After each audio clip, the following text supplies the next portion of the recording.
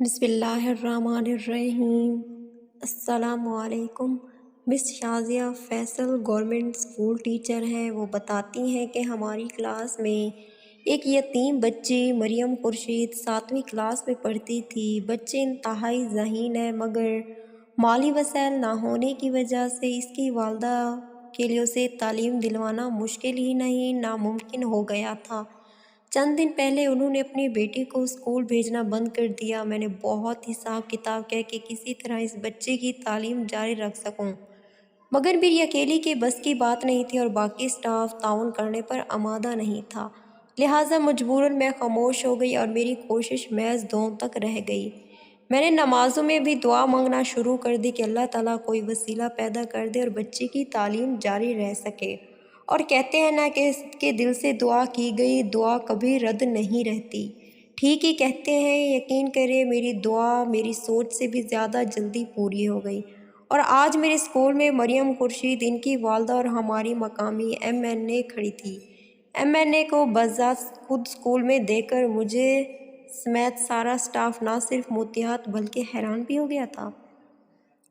M N اے صاحبہ کی زبانی پتہ چلا کہ ان کے گھر میں وقتی طور پر 2 ملازموں کی ضرورت تھی اور کسی نہ کسی واسطے سے مریم اپنی والدہ کے ہمراہ وہاں پہنچ گئی۔ جب انہوں نے کم عمر مریم کو دیکھا اور اسکول نہ جانے کی وجہ پوچھی تو اس کی ماں نے ساری رواداد ایم این اے صاحبہ کے گوشہ گزر کر دی۔ بتا دیا کہ میری بچی بلا شک پڑھائی میں ذہین تھی مگر اسے مزید تعلیم دلوانا میرے بس میں نہیں تھا۔ آپ کے گھر میں ملازمہ کی ضرورت تھی تو میں نے سوچا اگر دونوں ماں بیٹی کو کام مل گیا تو رہنے کو چھت اور پیٹ بھر کر کھانا بھی مل جائے گا، اور جو تنخواہ ملے گی وہ بچت کر کے رکھ لوں گی تاکہ بیٹی کی شادی کے وقت کام آ سکے۔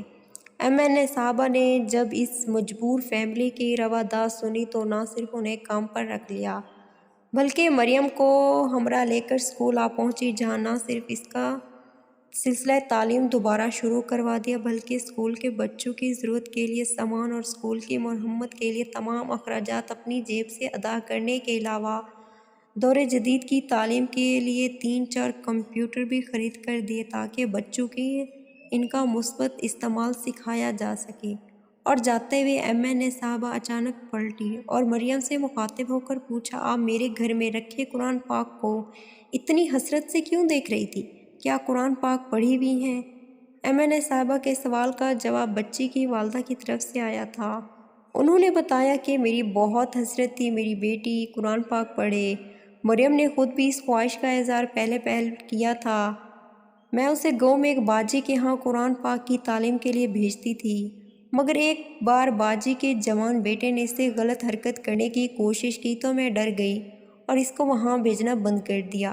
مریم خورشید کی والدہ کا جواب سن کر ایم این اے صاحبہ کی آنکھوں کے گوشے نم ہو گئے تھے، جسے وہاں کھڑے کسی اور انسان نے محسوس کیا تھا یا نہیں، مگر دکھ سے ابھرتی سرخی اور کرب مجھے واضح نظر آ رہا تھا۔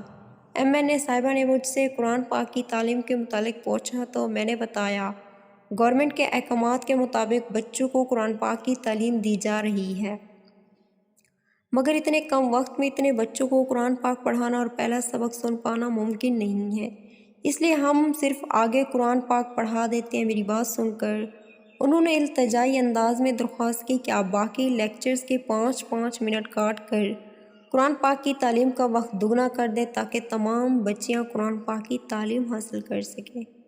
میں نے ان کی بات پر عمل کرنے کی کوشش کا وعدہ کر لیا۔ اس کے بعد ایم این اے صاحبہ نے مجھ سے باقی چیزوں کے متعلق پوچھا تو میں نے بتایا، باقی سارے کام آپ کے دیے گئے پیسوں پر ہو جائیں گے، مگر میری خواہش ہے کہ ہمارے اسٹاف میں 2 نوجوان اور دور جدید کی پڑھی لکھی لڑکیاں آ جائیں تو بچوں کو بہتر انداز میں سکھا سکے تو آپ کی احسان مند رہوں گی۔